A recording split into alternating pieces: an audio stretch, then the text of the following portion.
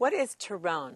Well, Turron is a nugget confection, dates back to Rome, and now typically it's consumed in Spain.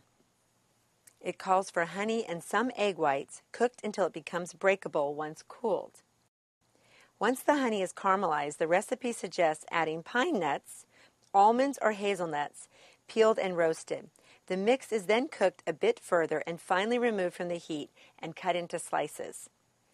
It was carried far and wide by Roman legionaries and Arab travelers. It is definitely known since at least the 15th century in the city of Gerona, or formerly Saxona, in Valencia, north of Alicante. It is usually shaped into either a rectangular tablet or a round cake. Nowadays, it is typically consumed as a Christmas dessert in both Italy and Spain. I'm Jan Voigtsten from Kitchen Kitchen.